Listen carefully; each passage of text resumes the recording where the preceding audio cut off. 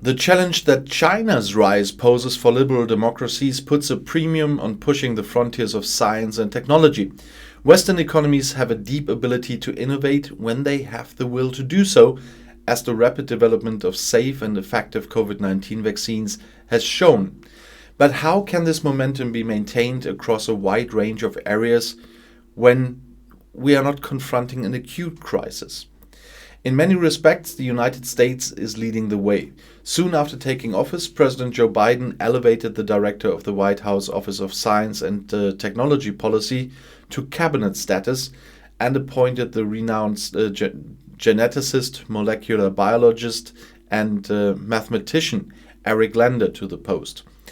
And the US Innovation and Competition Act, passed by the Senate in June, matches the signal of intent with action, promising the commit of $250 billion to promote emerging technologies such as artificial intelligence, robotics, and quantum computing.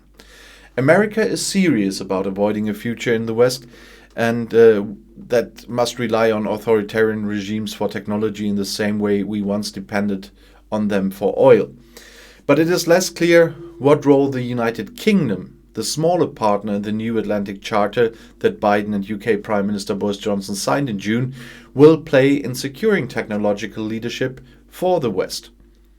The UK government's plan to support high-risk, high-reward scientific research by establishing an Advanced Research and Invention Agency modeled on the US Defense Advanced Research Projects Agency, the DARPA, is a welcome step, as is the UK's new life sciences strategy. The government has also indicated that the country's departure from the EU will likely prompt it to adopt a more forward-looking stance on gene editing and reduce bureaucratic obstacles for researchers. But the UK has not yet done nearly enough to adapt its post-Brexit science and technology strategy.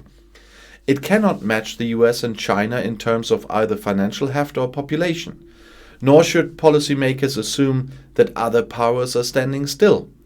India's deep tech market is developing fast, while the EU is increasing tech investment and reforming its outdated tax treatment of stock options, thereby removing an obstacle that has long held back its tech entrepreneurs. UK Chancellor of the Exchequer Rishi Sunak has committed to increase government research and development spending to £22 billion, that's $31 billion, by 2025, which shows that what is big for the UK will always be modest in comparison to the US and China. The UK therefore needs to make that money go much further.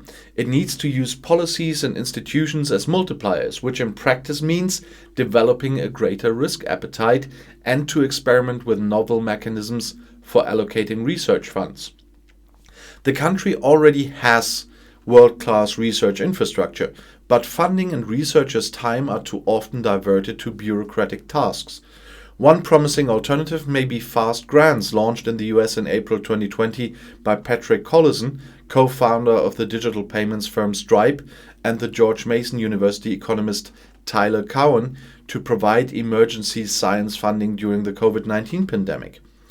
By developing an application form that took less than 30 minutes to complete and making funding decisions within 48 hours, the scheme last year provided $50 million to 260 projects.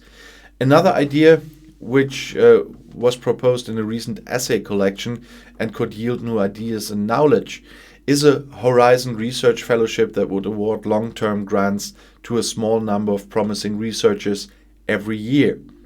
That's an idea I heard first by the CNN, where I got most of the information from on this topic. The UK also needs to engage with frontier technologies that will reshape society in the years ahead. In particular, the country's expertise in life sciences and climate technology should generate a rich reservoir of basic research on the future of food and biotech, yielding innovations that improve human and planetary health. But as the UK develops its comparative advantage in this domain, it will need to exploit its newfound ability to diverge from the EU by becoming a nation of early adopters that productively adopts and diffuses new technologies. But then that would affect their trade possibilities with the EU.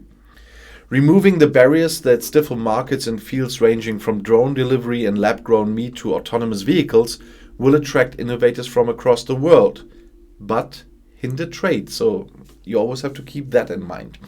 For the UK truly to uphold its side of the New Atlantic Charter and work with the US to tackle international challenges, the country must live up to the promise of a global Britain.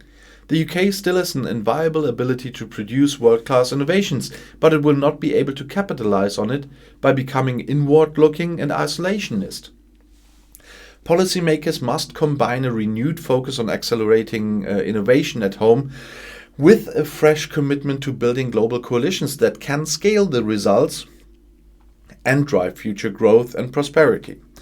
The original 1941 Atlantic Charter, in which UK Prime Minister Winston Churchill and US President Franklin D. Roosevelt set out their goals for the post-war global order, foreshadowed an era of relative British decline and a golden age of American growth.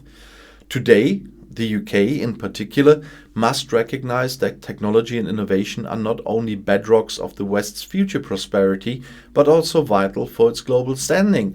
And the UK government has in many parts not done what they promised for their sovereignty time after Brexit.